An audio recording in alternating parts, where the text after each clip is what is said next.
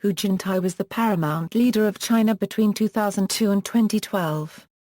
He held the offices of General Secretary of the Communist Party, President of the People's Republic and Chairman of the Central Military Commission. He was a member of the 14th to 17th CPC Politburo Standing Committee, China's de facto top decision-making body. Hu has been involved in the Communist Party bureaucracy for most of his adult life, notably as party secretary for Guizhou province in the Tibet Autonomous Region, and then later first secretary of the Central Secretariat and Vice-President under former leader Jiang Zemin. Hu is the first leader of the Communist Party without any significant revolutionary credentials. As such, his rise to the leadership represented China's transition of leadership from establishment communists to younger, more pragmatic technocrats. During his term in office, Hu reintroduced state control in some sectors of the economy that were relaxed by the previous administration, and has been conservative with political reforms. Along with his colleague, Premier Wen Jiabei, who presided over nearly a decade of consistent economic growth and development that cemented China as a major world power. He sought to improve socio-economic equality domestically through the scientific development concept, which aimed to build a harmonious socialist society that was prosperous and free of social conflict. Meanwhile, Hu kept a tight lid on China politically, cracking down on social disturbances, ethnic minority protests, and dissident figures. In foreign policy, Hu advocated for China's peaceful development, pursuing soft power in international relations and a business-oriented approach to diplomacy. Through Hu's tenure, China's influence in Africa, Latin America, and other developing regions has increased. Hu possesses a low-key and reserved leadership style, and is reportedly a firm believer in consensus-based rule. These traits have made Hu a rather bland figure in the public eye, embodying the focus in Chinese politics on technocratic competence rather than personality. Hu retired in 2013. He was succeeded by Xi Jinping. Early life: Hu Jintao was born in Tǎizhou, Jiangsu Province on December 21, 1942. His branch of the family migrated from Shaanxi County, and Hui to Tǎizhou during his grandfather's generation. Though his father owned a small tea trading business in Tǎizhou, the family was relatively poor. His mother was a teacher and passed away when he was 7, and he was raised by an aunt. Hu's father was denounced during the Cultural Revolution, an event that apparently had a deep effect upon Hu, who diligently tried to clear his father's name. He joined the Communist Party of China in April 1964 and began to work as an engineer in July 1965 after he graduated from the Water Conservancy Engineering Department of Tsinghua University, where he had a major in the study of hub hydropower stations. During his time at Tsinghua, Hu met his wife Liu Yonging. In 1968, Hu volunteered for his service in Gansu and worked on the construction of Liujiaxia hydroelectric station while also managing party affairs for the local branch of the Ministry of Water Resources and Electric Power. From 1969 to 1974, Hu worked for Sino Hydro Engineering Bureau, as an engineer. Early political career: in 1973, Hu was transferred to the construction department of Gansu as a secretary. The next year he was promoted to vice senior chief. In 1980, Deng Xiaoping implemented the Four Transformations program, which aimed to produce communist leaders who were more revolutionary, younger, more knowledgeable, and more specialized. In response to this nationwide search for young party members, Song Ping, the first secretary of CPC Gansu Committee, discovered Hu Jintao and promoted him several ranks to the position of deputy head of the commission. Another proto-copyright Ga copyright of Song, Wen Jiabei, also became prominent at the same time. In 1982, Hu was promoted to the position of Communist Youth League Gansu branch secretary and was appointed as the director of the All China Youth Federation. His mentor Song Ping was transferred to Beijing as Minister of Organization of the Communist Party of China, and was in charge of senior cadres' recommendation, candidacy and promotion. With the support of Hu Yaobang and Deng Xiaoping, Hu was assured of a bright future in the party. At Song Ping's suggestion, in 1982 Central Party authorities invited Hu to Beijing to study at the Central Party School. Soon after, he was transferred to Beijing and appointed as Secretariat of the Communist Youth League's Central Committee. 2 years later he was promoted to First Secretary of CY Central, thus its actual leader. During his term in the Youth League, Hu escorted Hu Yaobang, who was CPC General Secretary then, in visits around the country. Hu Yaobang, himself a veteran coming from the Youth League, could reminisce his youth through Hu's company. Leading the party in Guizhou, in 1985, then Communist Party General Secretary Hu Yaobang pushed for Hu Jintao to be transferred to Guizhou as the Provincial Committee Secretary of Communist Party of China. Hu attempted to improve the economy of the backwater province, and reputedly visited all of its 86 counties. While in Guizhou, Hu was careful to follow Beijing's directives and had a reputation of being airtight. He rarely would offer his views on policy matters in public. While Hu was generally seen as an official with integrity and honesty, some locals preferred his predecessor Zhu Hu's. In 1987, Hu Jintao handled the local students' protest parallel to the democracy wall carefully, whereas in Beijing similar protests resulted in Hu Yaobang's forced resignation. Tenure in Tibet, Hu Yaobang was purged in the late 1980s due to his liberal tendencies towards systemic reform, and his departure from the political scene was initially seen as unfavorable towards Hu Jintao. Hu Jintao drew criticism from party elders for failing to criticize the ousted reformer.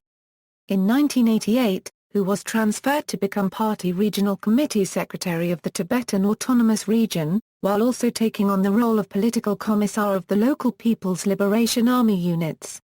This made Hu effectively the #1 figure in the vast, restive region.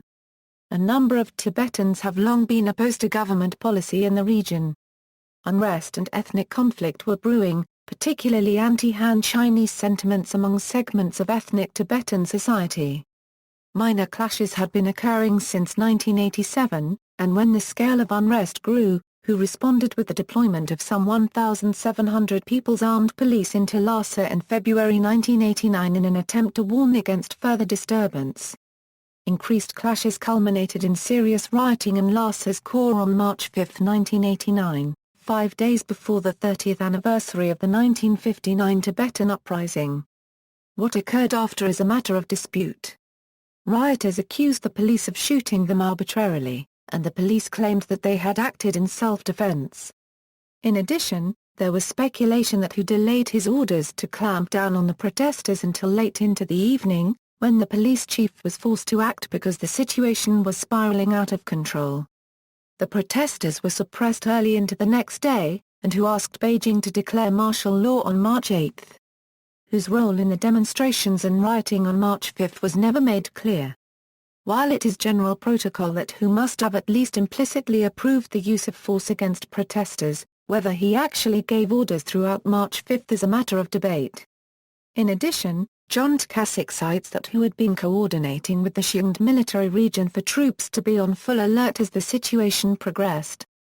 Some diplomatic analysts linked what they saw as Hu's brutal use of force to the suppression of activists and students at Tiananmen Square, which took place 3 months later. Whether Hu provided inspiration for the PLA on June 4 is a matter of debate, but it was clear that Hu's actions in Lhasa earned him unprecedented attention in the upper echelons of party power, including by paramount leader Deng Xiaoping. When tanks rolled into Tiananmen Square, Hu was one of the first regional leaders to publicly declare his support for the central authorities. Hu experienced high-altitude sickness in June 1990, and returned to Beijing, but remained in his position for another 2 years, during which Hu achieved little. But his departure to Beijing was seen as a merely means to return to the centerfold of Chinese politics, which led to some doubts as to whether or not he was as ill as he had claimed.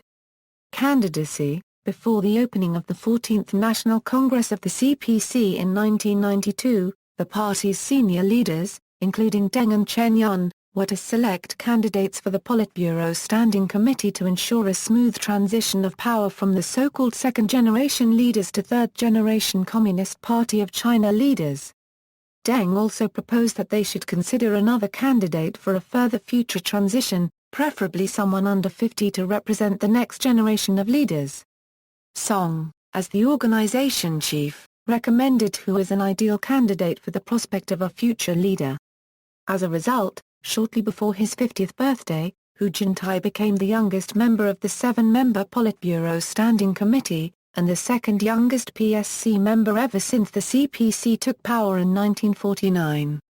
In 1992, Hu took charge of the Secretariat of the Communist Party of China, which oversaw day-to-day operations of the Central Committee, and the Central Party School, which was convenient for him to bring up his own supporters among senior CPC cadres.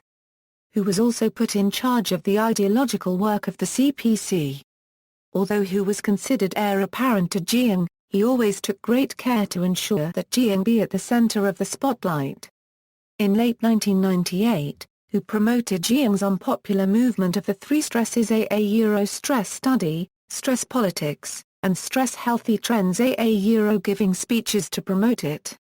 In 2001, he publicized Jiang's three represents theory, which Jiang hoped to place himself on the same level as other Marxist theoreticians. In 1998, Hu became Vice President of China, and Jiang wanted Hu to play a more active role in foreign affairs. Hu became China's leading voice during the NATO bombing of the Chinese embassy in Belgrade in 1999. At the helm. Since taking over as General Secretary of the Central Committee at the 16th National Congress of the Communist Party of China, Hu and his premier, Wen Jiabei, proposed to set up a harmonious socialist society which aims at lessening the inequality and changing the style of the GDP first and welfare second policies. They focused on sectors of the Chinese population that have been left behind by the economic reform, and have taken a number of high-profile trips to the poorer areas of China with the stated goal of understanding these areas better. Hu and Wen Jiabei have also attempted to move China away from a policy of favoring economic growth at all costs and toward a more balanced view of growth that includes factors in social inequality and environmental damage, including the use of the green gross domestic product in personnel decisions. Jiang's clique, however, maintained control in most developing areas, therefore Hu and Wen's measures of macroeconomic regulation faced great resistance. SARS crisis. The first crisis of Hu's leadership happened during the outbreak of SARS in 2003. Following strong criticism of China for initially covering up and responding slowly to the crisis, he dismissed several party and government officials, including the health minister, who supported Jiang, and the mayor of Beijing, Meng Zhuanong, widely perceived as Hu's pro-to-copyright copyright. Succession of Jiang Zemin. On November 15, 2002, a new Hu Jintao-led Politburo nominally succeeded Jiang. Although Jiang, then 76, stepped down from the powerful General Secretary in the Politburo Standing Committee to make way for a younger fourth generation of leadership, there was speculation that Jiang would retain significant influence because Hu was not associated with Jiang's influential Shanghai clique, to which 6 out of the 9 members of the all-powerful Standing Committee were believed to be linked. However, later developments show that many of its members have shifted their positions. Zheng Kongong, for example, moved from a disciple of Jiang to serving as an intermediary between the two factions. In 2003, Jiang was also re-elected to the post of chairman of the Central Military Commission of the CPC, a post from which Deng Xiaoping was able to wield power from behind the scenes as paramount leader, thus retaining military power. Western observers attribute a sense of caution to Hu's philosophies, citing China's recent history of fallen heirs. Deng Xiaoping appointed 3 party general secretaries, all designed to be successors, and was instrumental in the ousting of 2 of them, Hu Yaobang and Cao Ziyang. His third and final selection, Jiang Zemin, won Deng's continued, although ambiguous backing, and was the only general secretary in Communist Chinese history to voluntarily leave his post when his term ended. Although many believe Hu was originally hand-picked by Deng as the youngest member of China's top leadership and a leading candidate to succeed Jiang, he had exercised a great deal of political skills between 1992 and 2002 to consolidate his position, and eventually emerged as Jiang's heir apparent in his own right. Hu also benefited from the slow but progressive institutionalization of power succession within the party, something his predecessors lacked entirely. Since the early 1980s, the People's Republic of China has been marked by progressive institutionalization and rule by consensus, and moved away from the Maoist authoritarian model.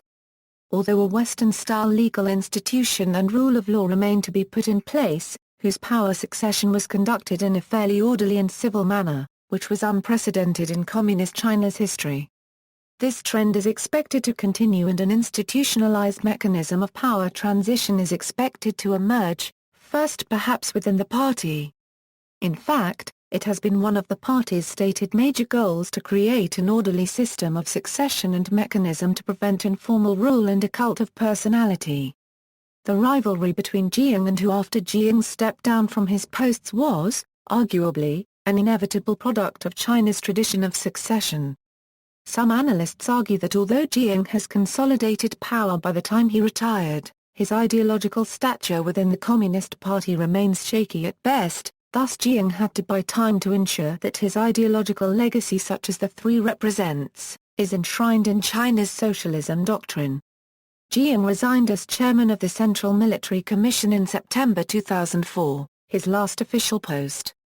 Since then Hu has officially taken on the three institutions in the People's Republic of China where power lie, the party, the state, as well as the military, thus informally, has become the paramount leader.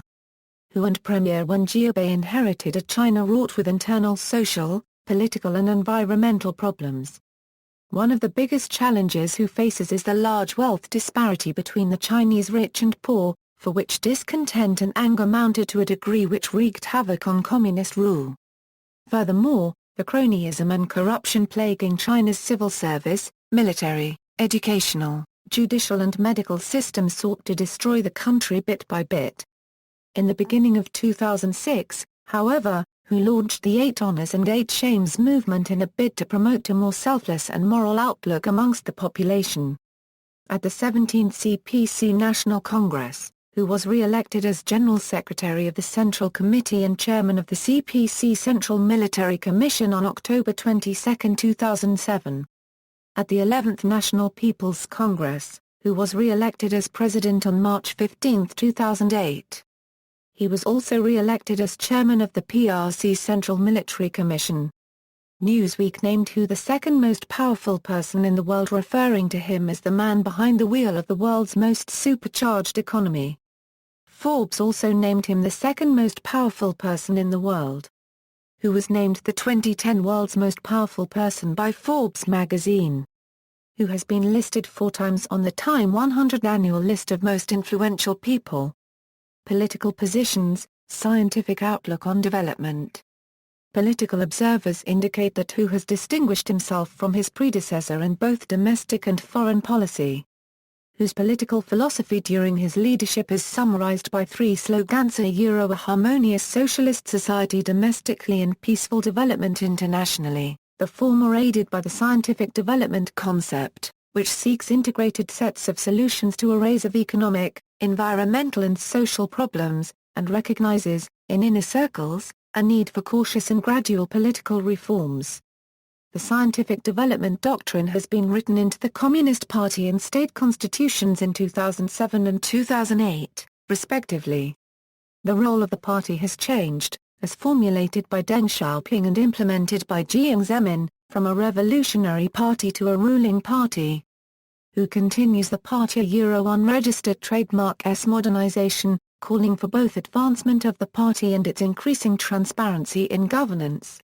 What emerges from these philosophies, in the view of Hu, is a country with systematic approach to national structure and development that combines dynamic economic growth, a free market energized by a vigorous non-public sector, heavy-handed political and media control, personal but not political freedoms, concern for the welfare of all citizens, cultural enlightenment, and a synergistic approach to diverse social issues that lead, in Hu a unregistered trademark S vision, to a harmonious socialist society.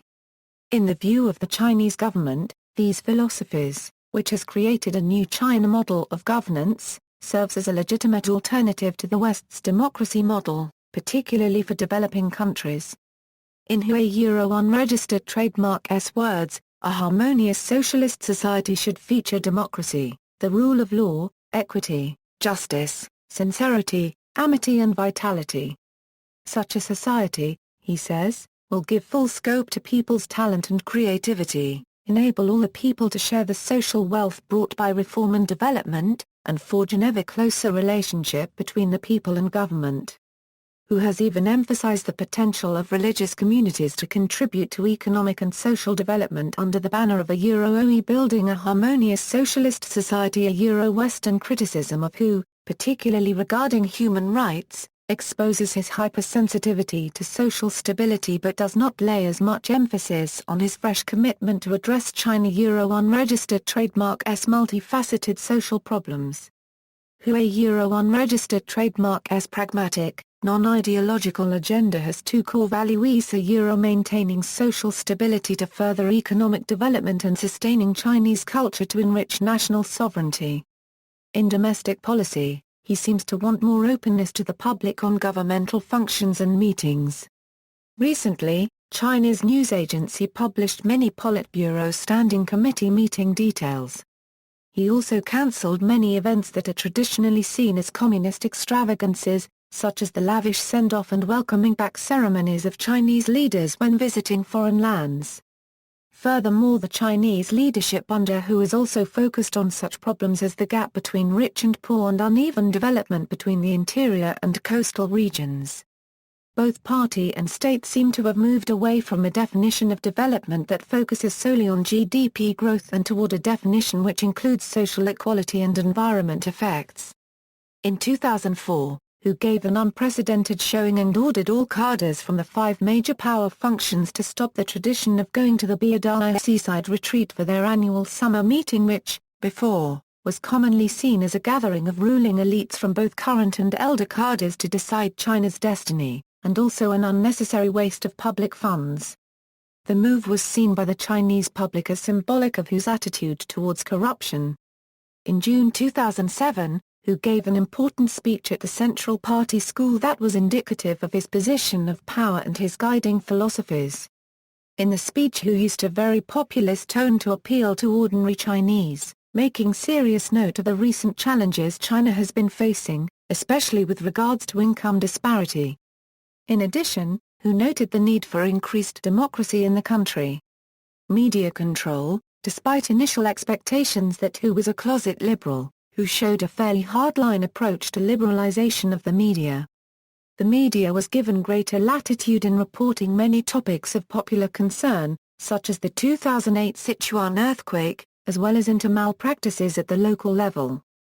The government has also been responsive to criticism of its media policy, for example in response to the SARS epidemic, and in regard to public commemorations of popular, but deposed, former leader Zhou Ziyang, who was very cautious with regards to the Internet, choosing to censor politically sensitive material to a degree more strict than the Jiang era.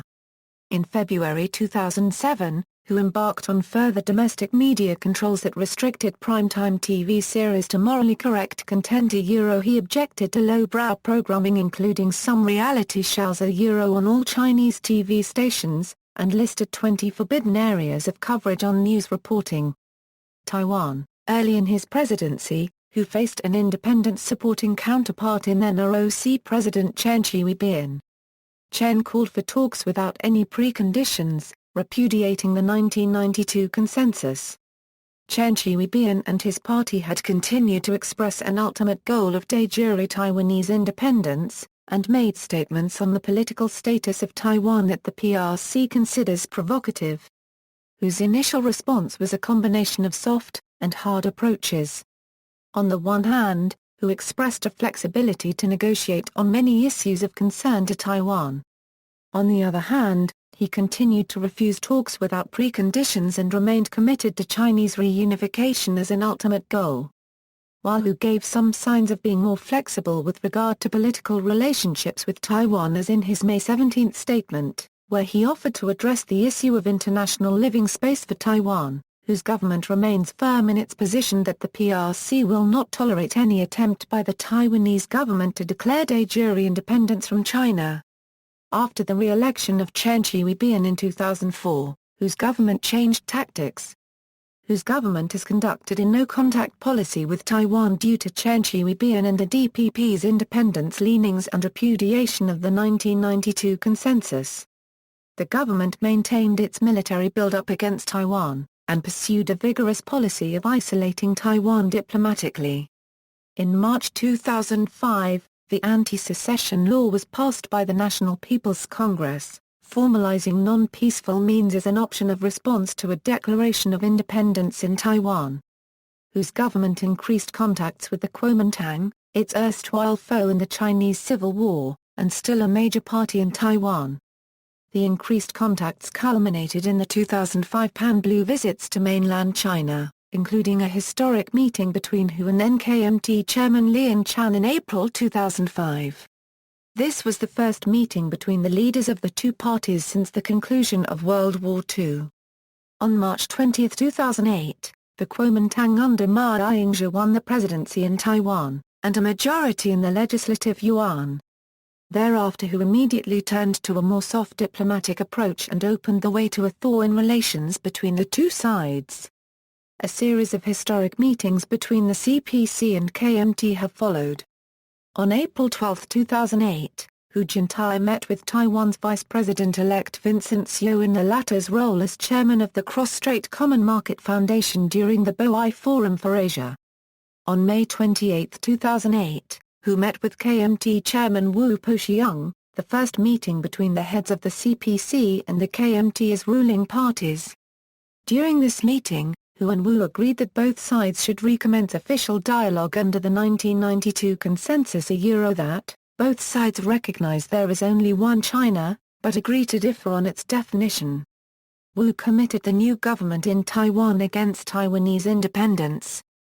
Hu committed his government to addressing the concerns of the Taiwanese people in regard to security, dignity, and international living space, with a priority given to allowing Taiwan to participate in the World Health Organization. In addition to the party-to-party dialogue, de facto governmental dialogue took place via the Straits Exchange Foundation and the Association for Relations Across the Taiwan Straits in June 2008 on the basis of the 1992 consensus, with the first meeting held in Beijing. Both Hu and his new counterpart Ma Ying-jeou agreed that the 1992 consensus is the basis for negotiations between the two sides of the Taiwan Strait.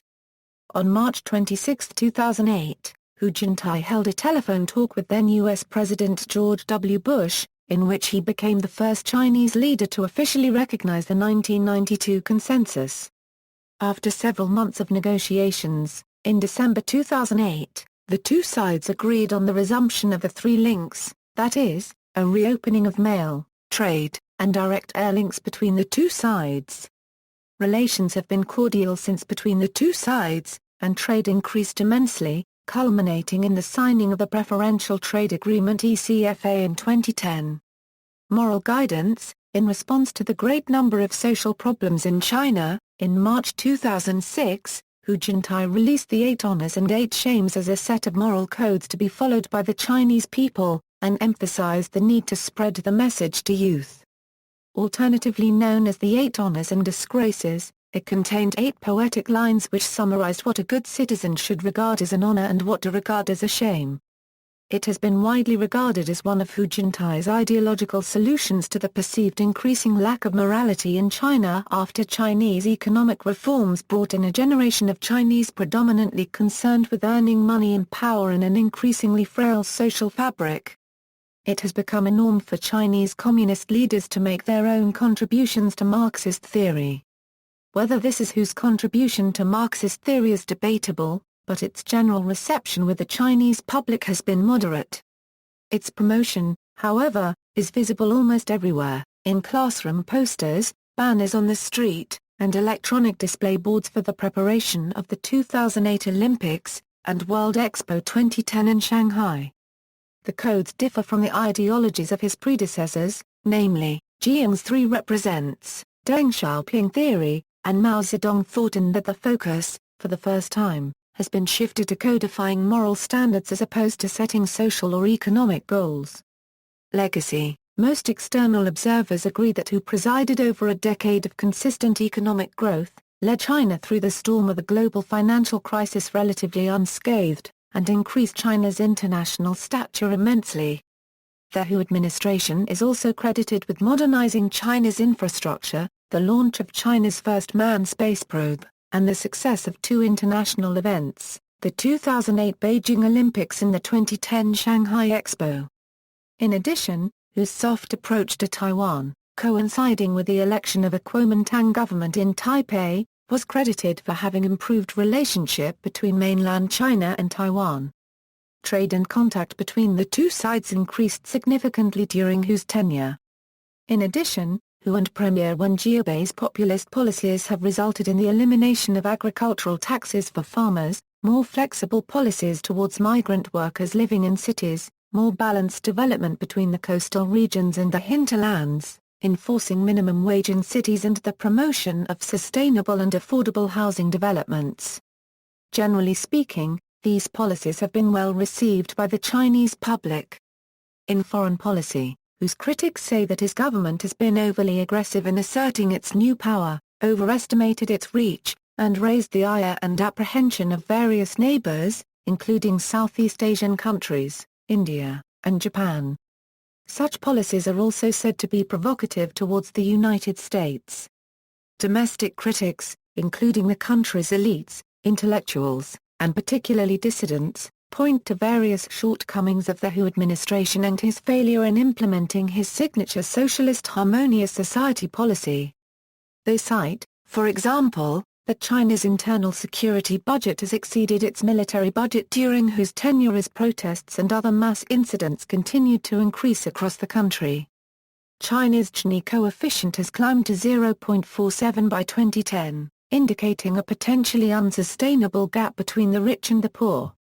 The Hu administration's inability to rein in the wealth gap and its renewed emphasis increasing the role of state-owned enterprises in the economy led some economists to believe that Hu's administration missed a critical opportunity for reform and structural adjustment. Hu's tough on corruption policies have seen mixed results. While there have been some attempts at increasing transparency in the expenditures of official organs and bureaucrats, the downfall of Railways Minister Liu Zhejiang and Chongqing Party chief Bo Xilai served as a reminder of unresolved issues of corruption within the political elite. In his own departing speech at the 18th Party Congress, Hu emphasized the potentially devastating effects corruption would have on the party and the country if it were left unchecked. Moreover, the Hu administration's insistence on censorship and the curtailing of freedom of speech has drawn many critics from human rights organizations and Western governments, while artists and writers inside the country chided the Hu administration's increased restrictions on cultural expressions. Although in the early years of his tenure Hu attempted to pioneer a form of intra-party democracy that called for greater participation from lower-ranked members to determine policy and select the leadership, there has been little evidence of meaningful changes to the party's governing structure and decision-making process. Due to the increasingly consensus-based decision-making process of the Chinese leadership, there is debate on how much power Hu held personally to effect change. Some credit Hu for being an effective mediator in a system increasingly affected by special interests and political factionalism. Hu also gained accolades for stepping down as military chief in favor of his successor Xi Jinping at the same time relinquishing his position as general secretary.